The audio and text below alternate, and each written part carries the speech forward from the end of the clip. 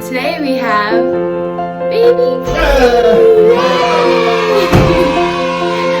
You're annoying. Okay guys, so I know I haven't vlogged in a long time just because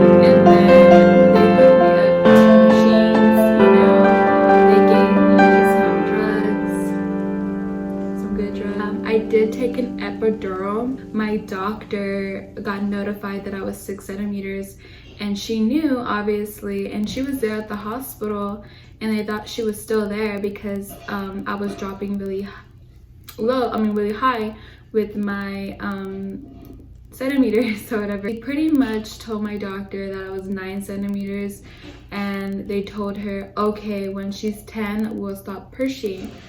So once I hit 10 centimeters dilated, really once the head was like, they saw his hair, that's when they clicked the call light and they told my doctor to come in. But she wasn't there. So I'm thinking they're gonna call another doctor and that person's gonna deliver my baby. I had no problem with it as long as my baby's delivered. And they didn't do that. So I was thinking the nurse is gonna deliver my baby, and no, she told me to much told me that I had to wait for my doctor to come, and I was like, okay,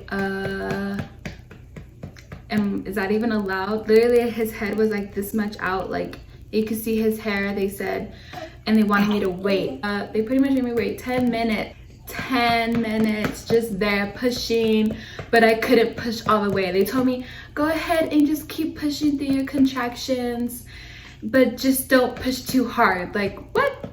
Finally, the doctor comes and I pretty much just stopped pushing. I was in labor for maybe 16 hours and then I started pushing for 45 minutes all in total, but I probably would have had him earlier than that. He had no fever, he had nothing wrong, he was totally fine.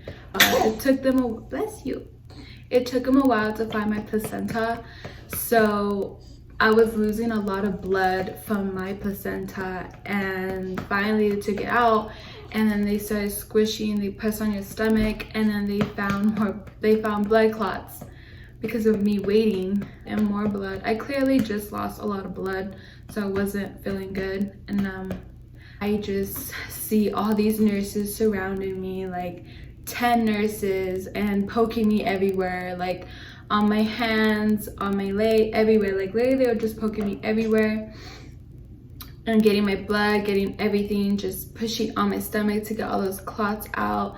It was a lot going on, and I wasn't feeling good. I was throwing up yellow and foam for a couple times.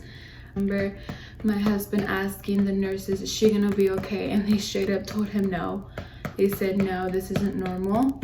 And I started feeling not better, but I was awake and they didn't let me eat, they didn't let me drink nothing after my delivery. It was ridiculous, and I just felt like I just needed water. That's all I wanted was water, and I felt like I was gonna get better from that. And they told me no. They said no, I couldn't have nothing. I was like, really, once you're out of that room from labor and delivery, they transfer you to postpartum. postpartum, whatever. And that's where I was after that. I still wasn't feeling good, but my nurse had to leave because her shift was over, so she just gave me the postpartum.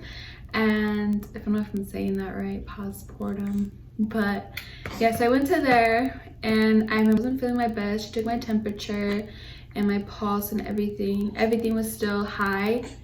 And she asked me if I wanted something, and I said, can I have water? And I thought she was gonna say no, but I was still gonna ask, and she said yeah. She said yes. You don't know how happy I was. Like, she told me just to drink it very slowly because I haven't had anything in my stomach for a long time. Better. I felt much better. Like, you could see my color coming back, even though I'm still really pale. I was worse. I was worse when I was sick. I was like milk. But I got some color back. I got the color back in my lips. I got some of the color back in my face. But yeah, now we have this little guy. His name is Brian Anthony Ramirez. And he looks really red. He looks very red right now. He's still a little red. And he has a little heat rash right now. As you can see, he has a little heat rash. And he got himself good right there. He has a little birthmark on his forehead, as you can see. Can relax. He's a little hungry right now.